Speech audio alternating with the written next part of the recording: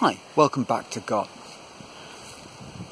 During the week, I saw a talk by a presentation by Adam Grant, organisational psychologist, very successful writer, and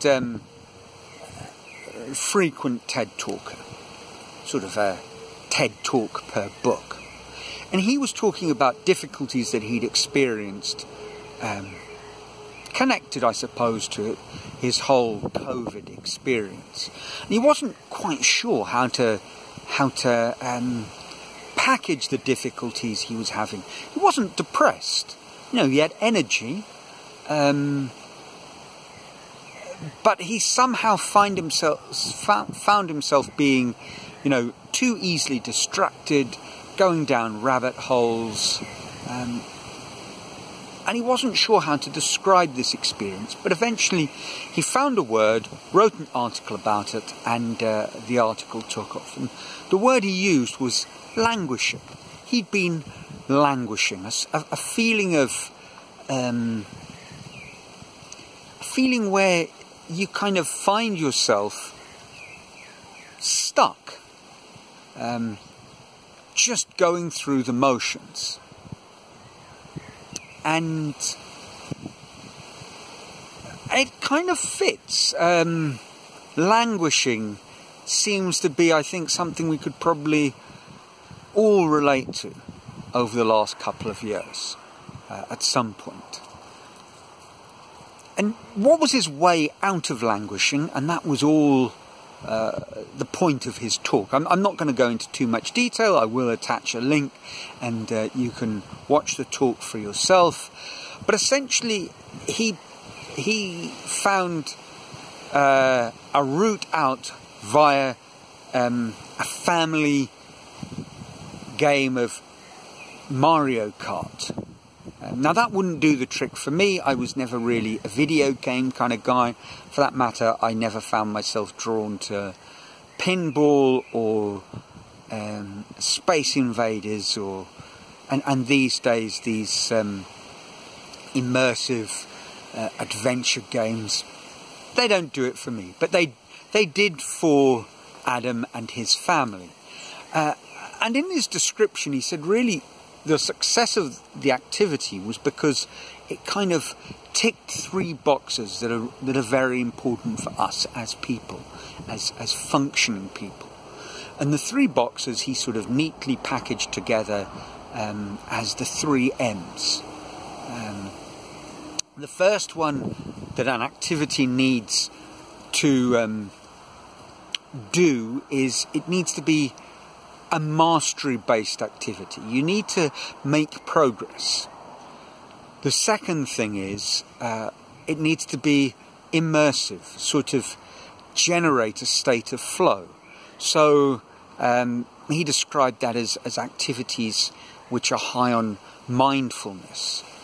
And the third category is your activity needs to be meaningful, intrinsically meaningful. So in the case of his Mario Kart sessions, there were things that brought his whole family together.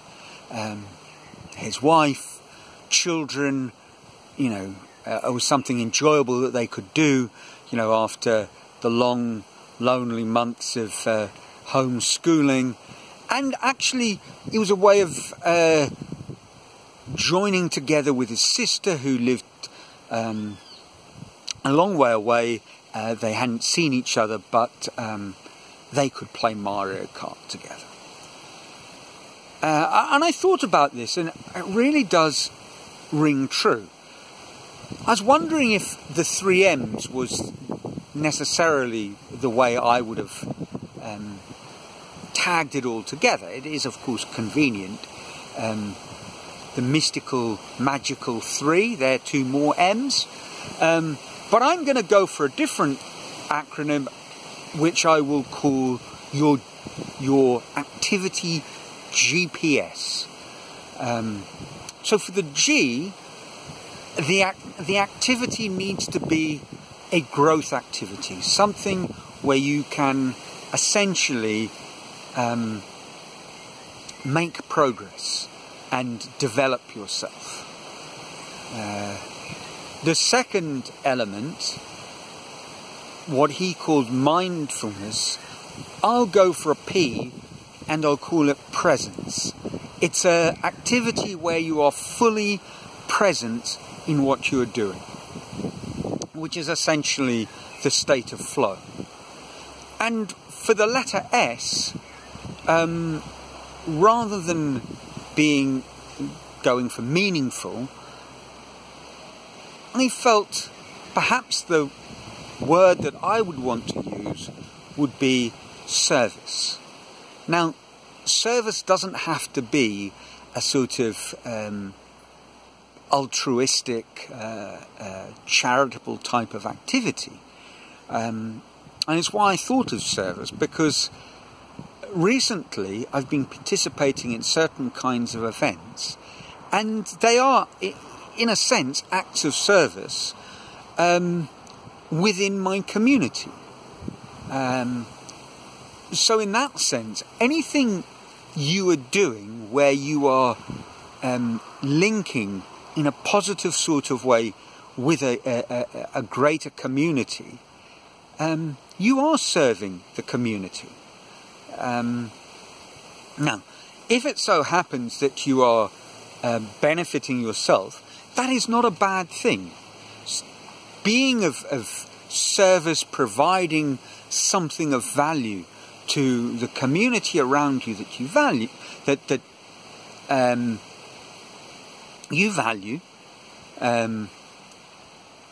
that's a good thing. That is intrinsically worth doing. And so I think activities where we are able to do these three things, where we are able to develop ourselves in a sort of long-term way, and they don't have to be something profoundly creative like a musical instrument. They could be, like Adam found, they could be something quite light, playing a video game, but the video game was something where you were able to develop yourself. It was a competitive activity, and it sounds like very competitive in a fun sort of way. I mean, you could make progress, and I've discussed this before, with activities that are essentially quite trivial. Looking after, cleaning your house, doing the dishes. There's a way of honing that craft. Sweeping. There's a sort of mastery method to doing just about anything. And if you can tap into that, the activity moves out of the realm of drudgery and moves into one which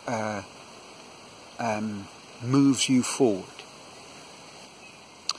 And this idea of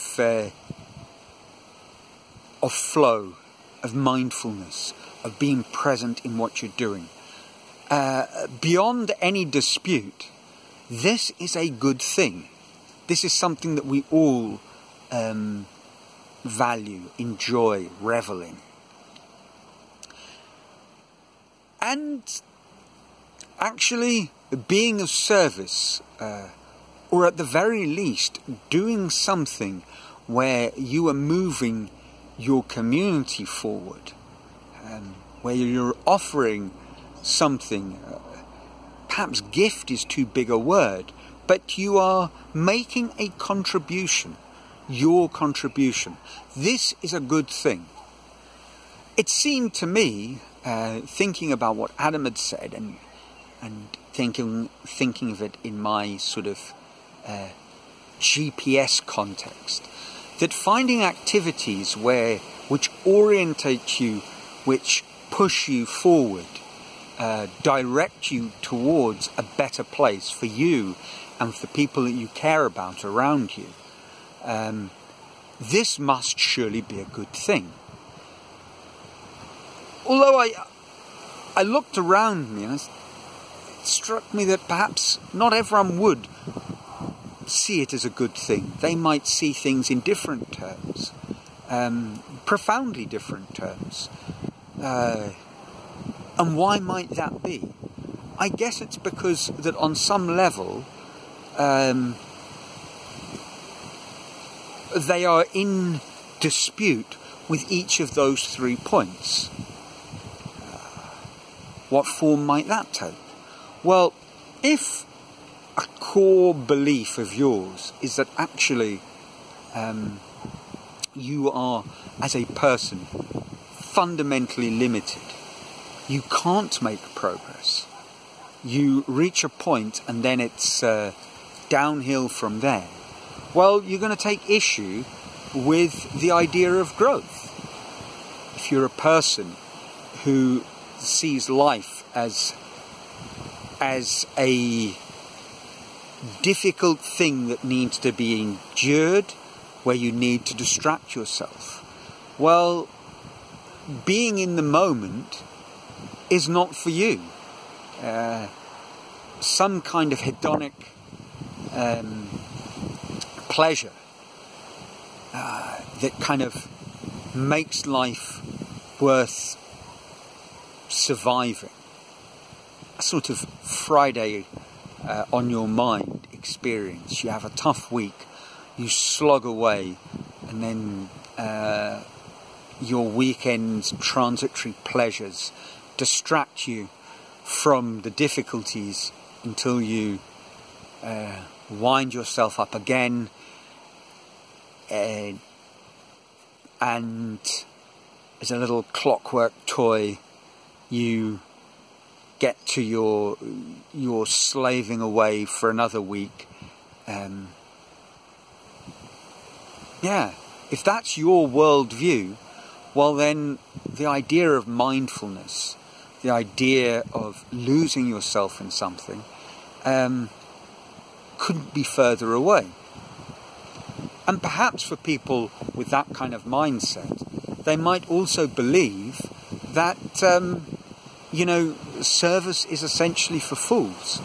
And quite reasonable, nice people may actually think that way, albeit in a disguised form. I was having a conversation recently with some local folk, and they'd started out saying how, they were talking about how you can't take it with you. Which is a nice sort of philosophy, hoarding money and placing enormous value in material stuff. Well, it's a flawed activity, I believe, and you can't take it with you. But what they were sort of using this as an argument was for something else. That in the long run, you can't take it with you, so you might as well just spend it while you can. And I, in our discussion, suggested another possibility that, okay, you can't take it with you, but you do leave something behind. You leave a legacy and, people's memories of you, the experiences they had with you. And one of the gentlemen said, but you're being foolish, Neil, because in the end, you think people are going to remember you. They'll forget you in 5 minutes. You can't take it with you. And ultimately, you don't leave very much behind, which seemed quite depressing, quite a depressing sort of way to look at the world. But if that is the way you look at the world, then really being of service to your community is intrinsically pointless, because why bother? They don't really care about you, so you might as well just enjoy yourself as best you can, as long as you can. Now, that is the exact opposite of what Adam was talking about, of my kind of GPS view of things. Maybe those are two extremes, and most of us fall somewhere in the middle. But I think if you are like me, then you need activities that act as your GPS. That's it for this week. As always, trust you're well, Let me know what you think, and keep safe. Till next week, from a sunny Brazil, ciao.